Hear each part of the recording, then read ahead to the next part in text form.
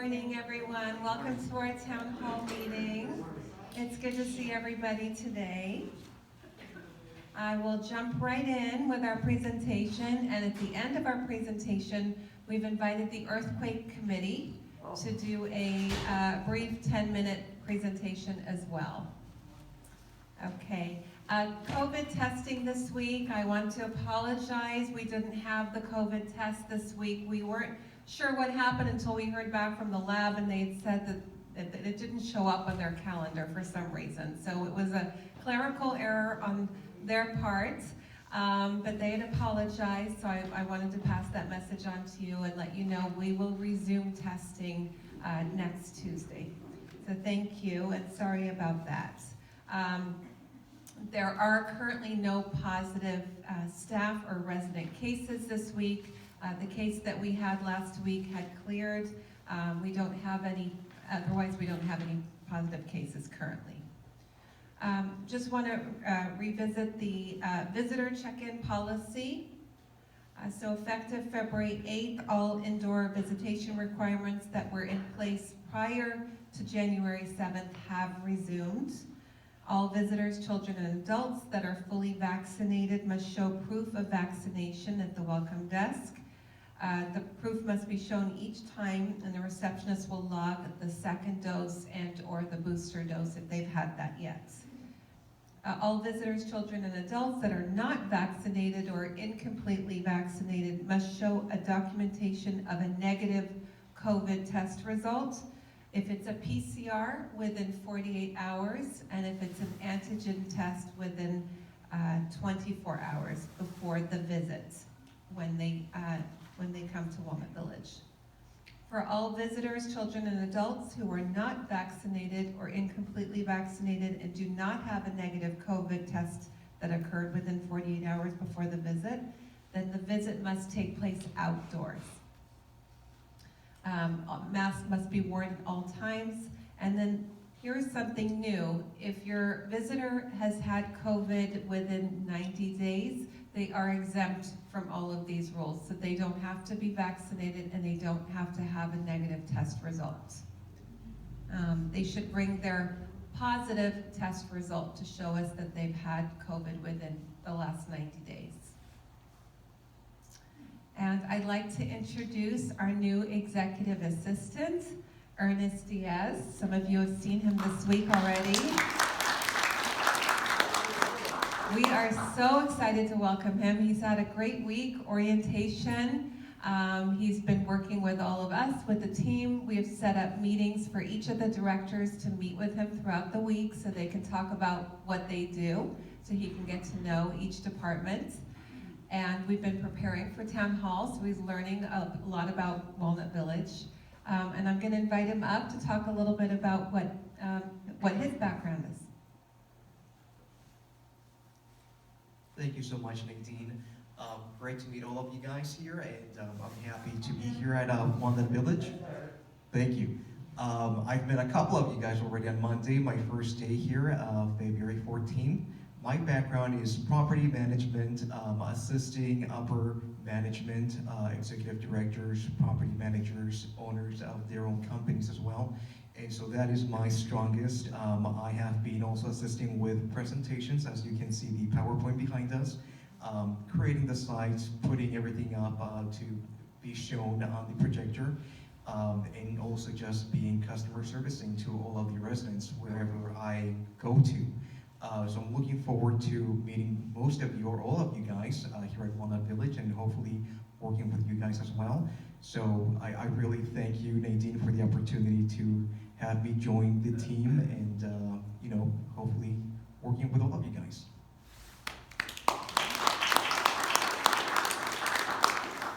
Thank you, Ernest.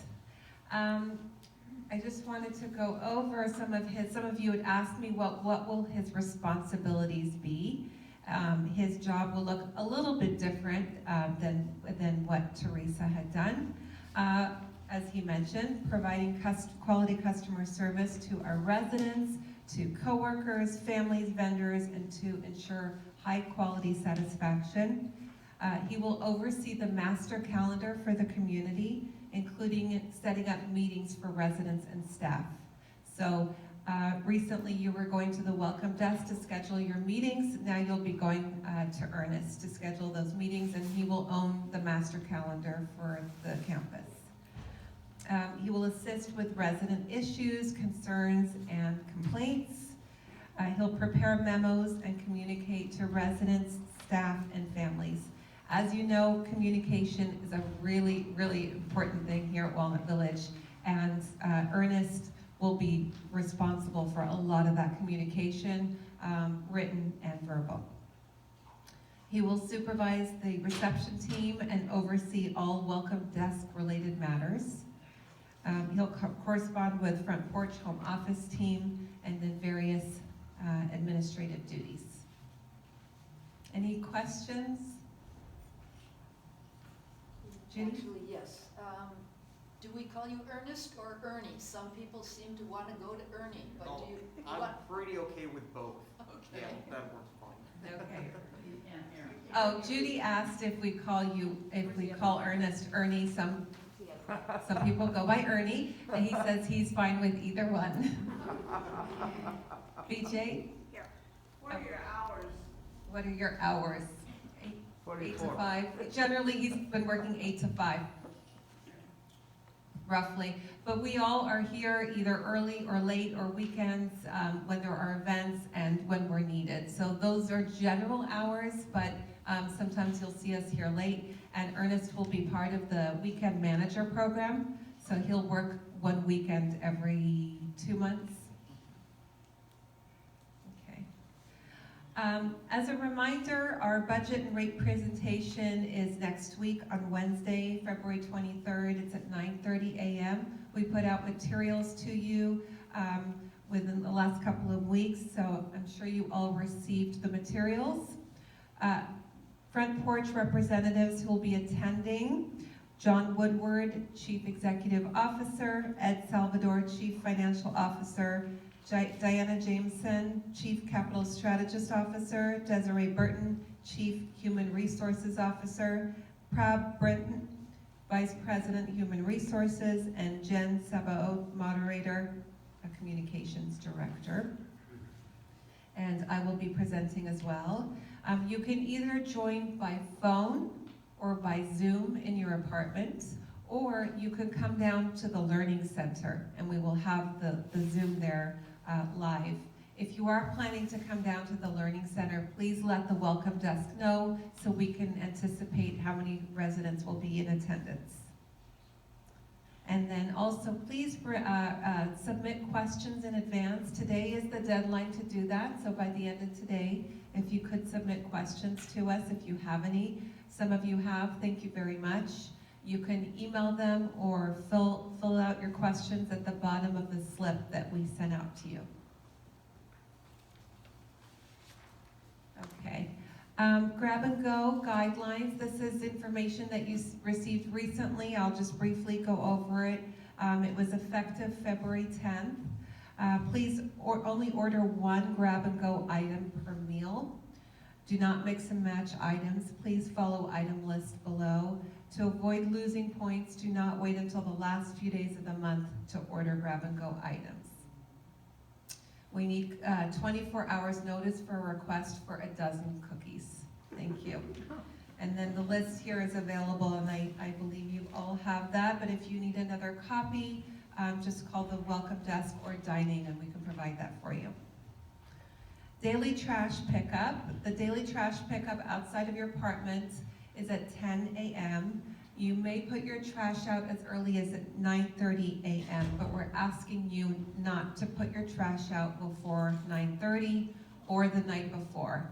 We have residents walking hallways early in the morning or late at night and noticing a lot of trash in the hallways. It doesn't look good, it doesn't smell good, and it can invite rodents. We don't want that. So please do keep your trash in your apartments until 9:30 a.m. Next week, the week of our carpet replacement in the dining room, we will add a second trash pickup. We anticipate there'll be a lot of trash from the to-go meals. So we will do a night trash pickup at 8 p.m. for next week only. And then please pour out your liquids in the sink before you put your trash in the bags, so that there's no leakage. Notary services, please let Ernest know if you need notary public services. We will bring an outside company into Walnut Village to provide the service. We recently had a couple of residents who needed the service, and they came downstairs and it was very easy. Walnut Village covered the cost, but moving forward, Ernest is going to take the notary public class. He's looking into that now, and he'll become a licensed notary public. Okay. Director of Sales and Marketing, I'm pleased to announce that we have, that Susan Bernstein has accepted the position as the Director of Sales and Marketing. This is very exciting for us. Susan used to work at Walnut Village in the Sales and Marketing Department 10 years ago. So we do know her, and she had worked with Marina at the time, so they have a good working relationship. Susan currently works at Villa Gardens, which is a front porch community in Pasadena, and she's been there for the last 10 years as the Sales and Marketing Manager. And she's going to start on March 1st. So please welcome her when you see her. Refurbishments, some of you might have noticed our umbrellas in the Serenity Garden need to be replaced. So those have been ordered, and for the Serenity Garden and the putting green. Thank you to Ryan. Ryan helped us with that project. They're scheduled to arrive sometime in March. And we have ordered furniture replacement for the hallways, all the common area hallways. And the delivery date currently is to be determined. I will let you know as we get more information. Summer House 2 update. The project is in the final stage of the schematic design. Walnut Village and the design team, architecture, mechanical, electrical, structural, is finalizing the evaluation of the existing building conditions in an effort to salvage as much of the infrastructure as possible. Walnut Village and the design team are working with front porch technology leaders to coordinate appropriate technologies to be installed to the new project. I'm going to invite Pam up to speak about Rehab Alliance.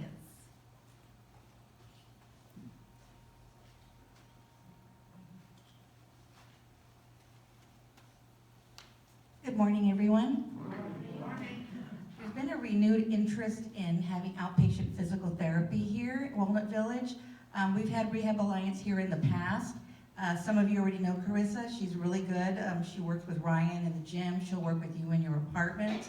And in the last few years, have taken a real toll on a lot of you. Many of you, we've been in quarantine. We haven't been exercising. Physically, we're a little more broken down. So this is a really good time for us to get out there and get some therapy.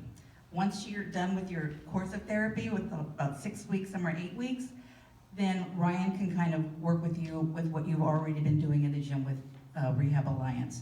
They also do aquatic therapy. She's with some of you in the pool right now, and that's really good. I really love to see you guys in the pool. What I would need from you would be a prescription from your doctor, and then I would forward it to Rehab Alliance with your insurance information, your face sheet, and they will run that benefit. And it takes about 24 hours for them to run that benefit, and then they will contact you to make a schedule for you. So any time you want to talk to me about Rehab Alliance, just give me a call. I can come and give you some more information, and we can get you guys started. What I didn't have a slide for today is also Dr. Lords from Happy Feet will be here on Friday, March the 3rd, probably around noon, for podiatry services. I'm going to be sending that memo out today. So if there's anybody that wants podiatry services, some of you are already on the list, I will be contacting you to see if you want to continue the service. Thank you. Any questions for Pam? Okay, thank you, Pam. The Grove Dining Room will be closed next week from February 21st to 25th due to the carpet replacement project. We apologize in advance. We realize this is not a great time to close the the dining room just as we're opening up and getting started, but it's going to be really pretty. I think you will all be very pleased with it. Happy hour will continue to be scheduled Monday through Friday, 4:30 to 6 for that week. And I want to take this opportunity to thank those volunteers for volunteering their time every evening to help serve hors d'oeuvres. And I hope you're all enjoying the cocktail hour. Dinner will be delivered at no charge and will be reduced to 2 points for next week when you're getting delivery. Residents can select a 15-minute increment from 4:15 to 6:30 for your scheduled dinner delivery when you call the hostess to place your order. Ice cream flavor of the month for March is banana split. Town Hall meeting recordings. Today's meeting is being recorded, and all future Town Hall meetings will be recorded and played on Channel 81, both at 2 p.m. and 7 p.m. for those who did not join this morning. You can also find it under YouTube under Walnut Village Life Enrichment. Toilet flushing. For the City of Anaheim Department of Public Works, only toilet paper should be flushed down the toilet to prevent sewage backups. All other items such as cat litter and wipes labeled flushable or disposable should not be flushed down the toilet. Save the dates. Upcoming events in March: Mardi Gras themed dinner on Tuesday, March 1st. RSVP at the Grove Host Desk. Mardi Gras celebration, Tuesday, March 1st. Live guest performance with Dixie. I'm gonna mess that up. So Dixie Deluxe, thank you, at 7 p.m. Kitchen tour on Tuesday, March 8th. Sign-up sheet can be found in the post for up to 6 residents for a 30-minute guided tour and a thank you snack bag. Lenten suppers will begin on Wednesday, March 9th at 5 p.m. in the Lifelong Learning Center and will be held every Wednesday through April 6th. No points. Please call the Grove Host Desk to make a reservation.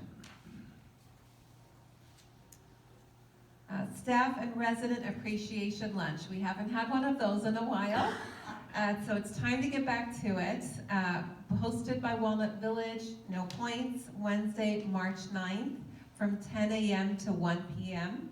And the location is to be determined. We'll see what the weather is like, and we will let you know where we're going to have that. St. Patrick's Day celebration, Thursday, March 17th, live guest performance with Joe Tatter at 7 p.m. And Thursday, March 31st, live guest performance with concert pianist Beth Sussman at 2 p.m. Ash Wednesday service, March 2nd, 11:30 to 12:15, and all staff and residents are invited to that service. Okay, I'd like to welcome some new residents. Glenn and Barbara Ipley in apartment 248.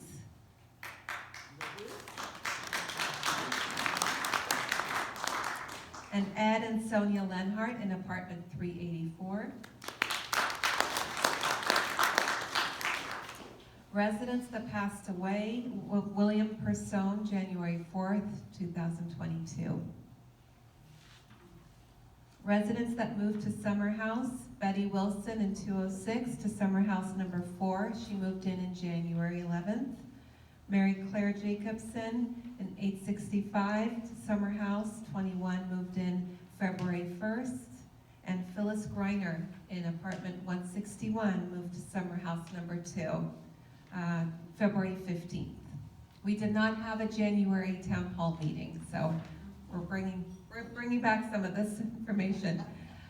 Current occupancy, we're at 178 accommodations in independent living with 178 residents. 18 accommodations in Summer House for a total of 196 residents. And we have 3 new move-ins potentially for March and April. Okay. So as Many of you may be aware that earlier this week, I made an announcement to the staff and residents that I've decided to leave my role as the executive director of Walnut Village. This decision did not come easily, as I've enjoyed my job very much. However, my family and I have decided at this time it's important for me to be more available to our kids as their needs are changing. I feel so fortunate to have had the opportunity to work with such an incredible group of people and to be of service to you, the amazing community of Walnut Village. You've all supported the team and me over the years, and I'm very appreciative for that. For all the calls, emails, and conversations I've had this week, I'm humbled and eternally grateful. I'm going to miss our residents and staff very much. Randy Herzig, Front Porch Divisional Vice President, will be working to find the best possible candidate to take on the role of the Executive Director of Walnut Village. He has begun to conduct interviews and will be bringing candidates to Walnut Village to meet with the staff, the council, and me. In order to effectuate a smooth transition, which includes onboarding and training of the new new director and executive assistant, as well as meeting and speaking with you, the residents, Randy and I have decided that my last day will be April 15th. I'll be working diligently over the next few weeks to communicate my duties as well as projects in progress and future needs for Walnut Village.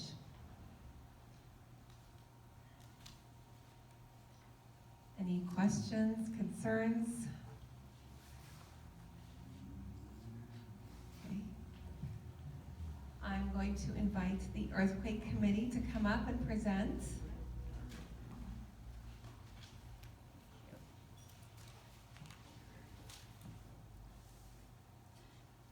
Wait a minute now. It says, oh, it's red when it's on. It's red when it's on. I turned it off. Okay, you all received a handout, 2 handouts this week in your mail slot, and we asked you to come with your questions today. For the most of the year of 2021, the Earthquake Committee has been asking the question, what would happen if the building was secure, but we lost power and had to relocate? And so Doug and Terry were on the subcommittee that wrestled with this question and put the answer together. And they will present what they came up with, and we would like to take your questions. Our time is somewhat limited, but we'll do the best we can to cover all of that. We've brought samples for you to look at as we talk about these issues. So Doug is up first.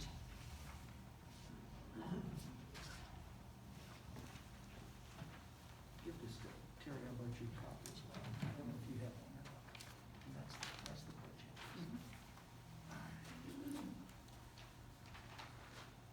Thank you all for coming today.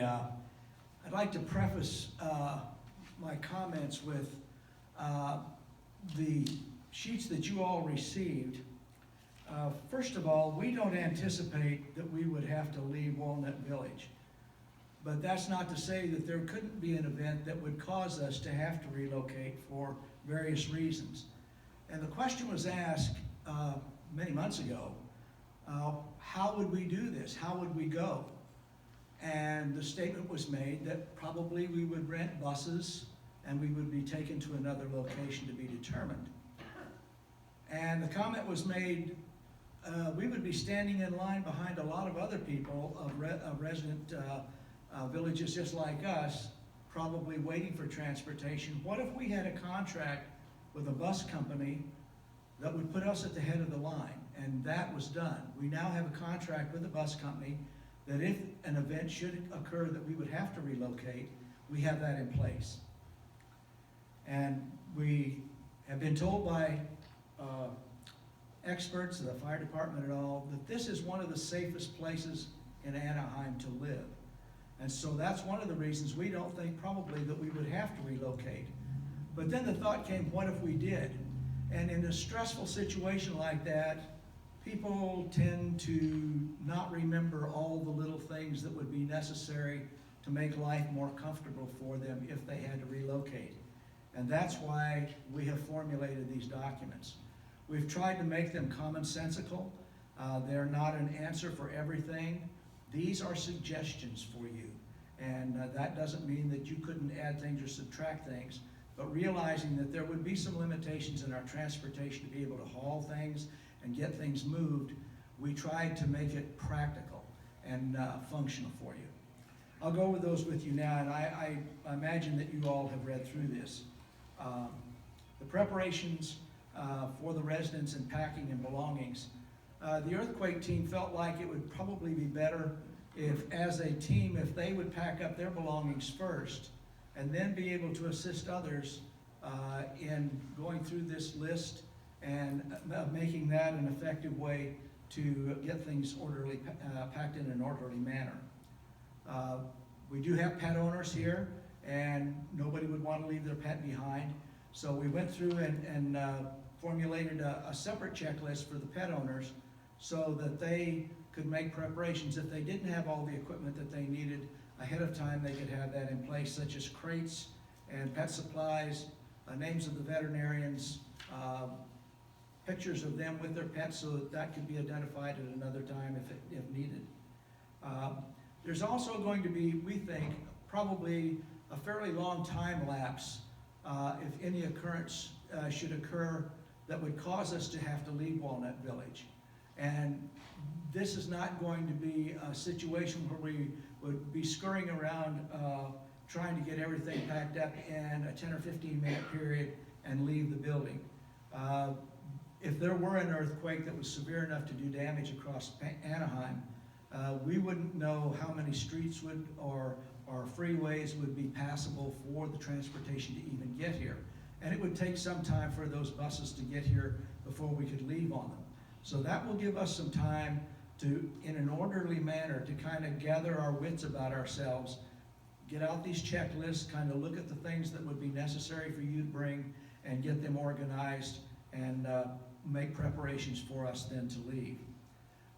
In moving the pets and people, the residents would not be moving all of your luggage and belongings. We don't think that that's a safe thing for us to do. Some of us have mobility problems, and we're not as youthful and spry as we once were, and the staff would be moving those items for us to the buses before we leave. Probably we would form up in the courtyard, and then collection of your belongings would go from there to the buses. And the staff, as an earthquake committee, we're merely kind of helpers. We don't make decisions on policy or what to do and how to do it and that sort of thing. That's up to the staff. So in this function of relocating and moving, if we had to do that, the staff would make decisions on how we would do that and how that would be affected. We've talked about how we would load the buses. There would be lists that would be made, and the luggage would be collected. That would be loaded on the buses by the staff and other personnel, not by us. And then we would be assigned to a bus and load up on the buses and leave that way.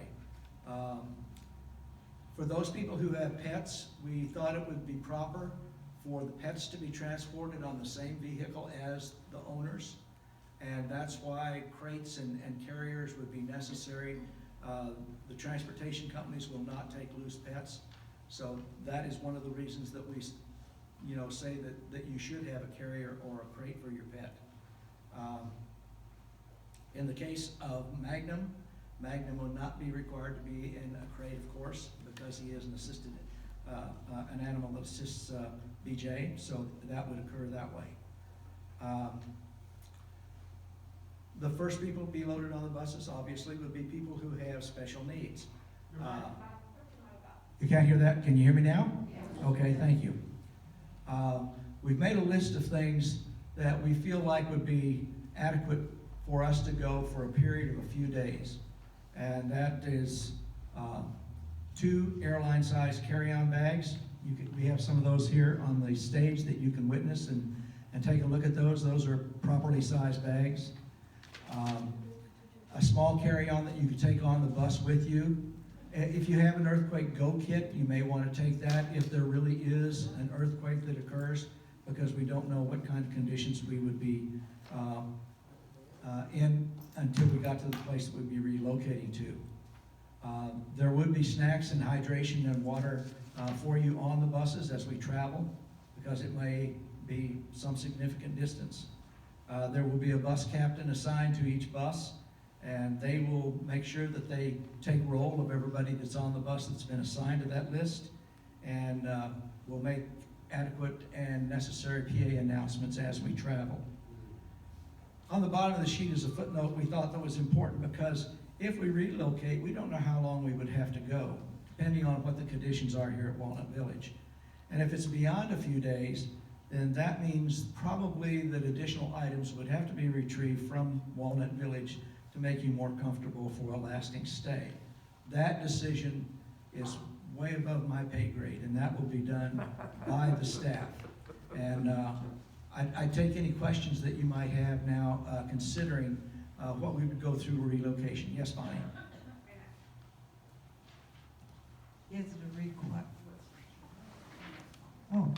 Is it a requirement that we go with the bus if our friends or family are willing to take us? Or is it that we go with the bus and then they pick us up?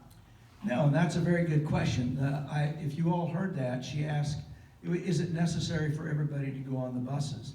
And I would ask you at this time, if you have family in the local area that if they were not affected by the earthquake, how many of you would go to be with family members?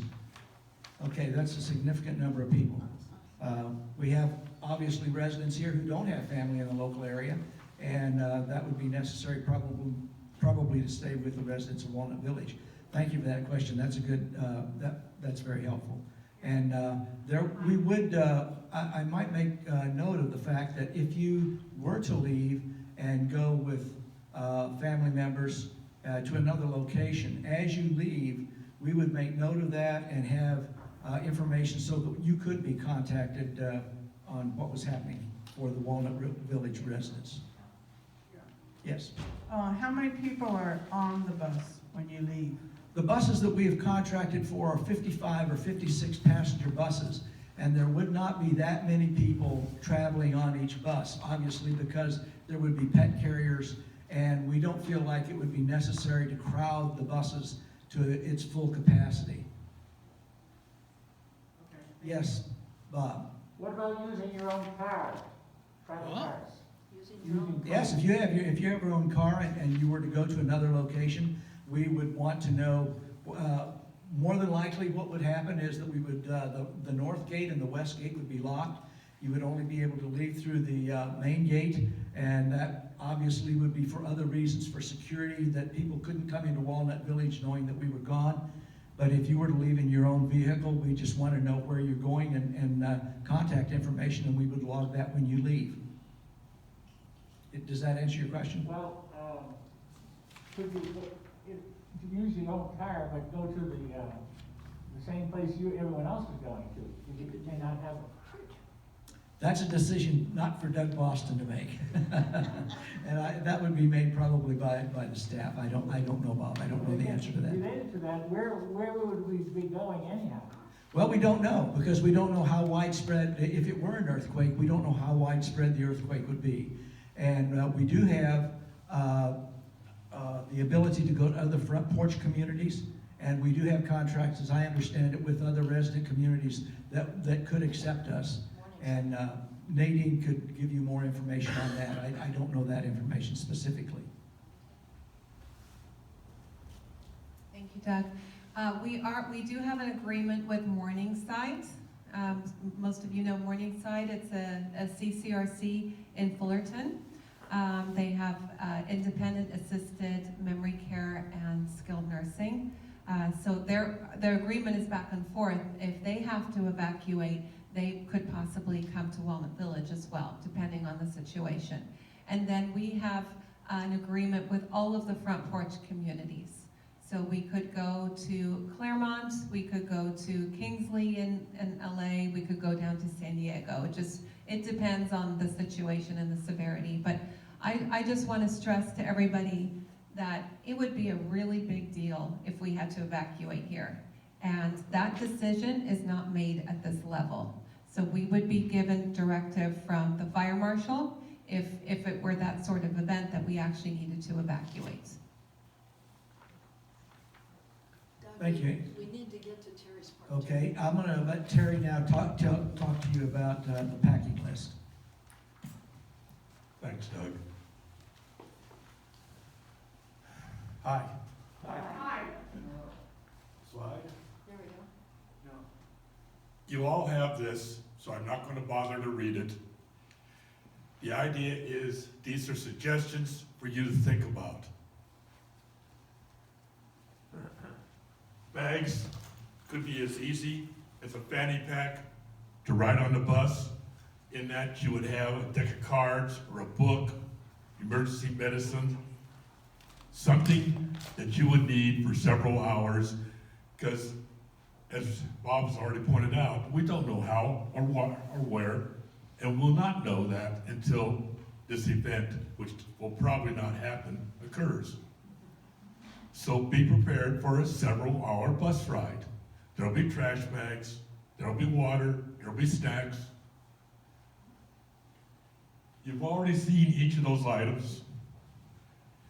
So I'm going to talk a little bit about the pet area. Over here, there are several different cat carriers or dog carriers. Most important part is get your pet used to a harness and a leash. It's amazing during a unoccurred event or loud noises like the fireworks that pets will disappear. It is a possibility that your pet will not be there when we need to evacuate. In which case, we will depend on the staff and you will have to leave a sign up where the pet food is, where the litter, etc. But by getting your pets used to harnesses, name tags, and if they're not chipped, to think about chipping them, you can prevent this.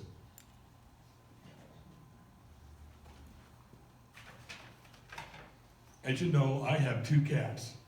Right now, each one has one of these. So I'll probably use this to carry the litter box, pet food, sand, bowls, etc. All the normal stuff that you take for your pets. If we have to stay someplace more than 4 days, I'm sure the staff is going to arrange for replenishment of supplies on that. So don't carry 100 pounds. We'd like you to possibly keep yourself down to just a couple bags. If you have medical problems, you're going to need a bag for that. Think about batteries. They're probably the most important thing. Next slide. I have not seen these slides, so I'm not sure. Think about your medications. Make sure you have at least a week's supply of medications. Think about tagging everything. Yes, we're going to put yourself on the bus. You've all been to airports and you know how do you identify your own luggage, so make sure it's easily identifiable and has 2 luggage tags. One can be torn off accidentally. The staff is very concerned about our welfare. Microphone. The staff is very concerned about our welfare and will do the best they can to carry the luggage from outside your door down to wherever we're going to go. We are here as helpers.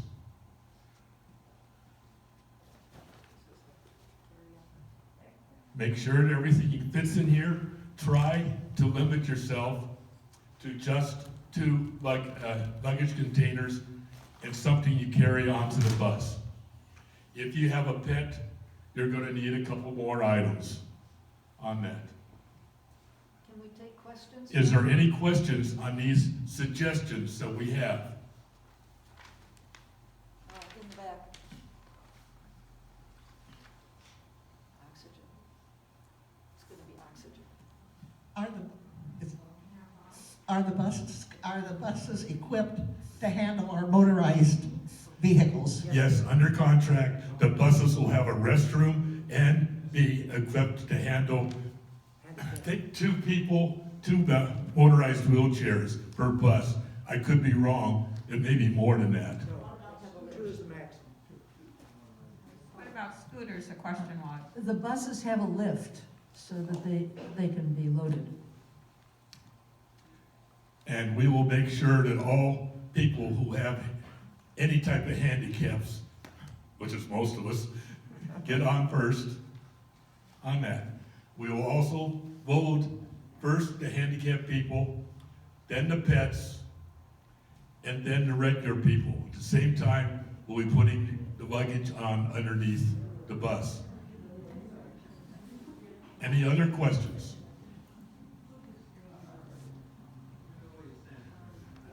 Nadine, thank you very much for your support. Are we going to go up to where you are and see what type of things you have You want to? later? Please, at the end of this meeting. Yeah, okay. I want to mention one more thing. Judy brought up oxygens. I know it's been an important topic lately. With our new director of environmental services, Pam and I have been having conversations with him about what is the right backup battery. We have talked about APC batteries in the past, and Ethan has found a battery that will work with all oxygen types. So he is going to order 5 sample backup batteries, and we're going to ask some residents who do use oxygen if we can try it out and make sure that it's powering the oxygen. So we'll let you know when they arrive. We could take one on the bus. And we can definitely take one on the bus, but we will order more than enough for all residents who are on oxygen, as well as the summer house. We'll have more than enough for all of those residents. Okay, any questions? Judy?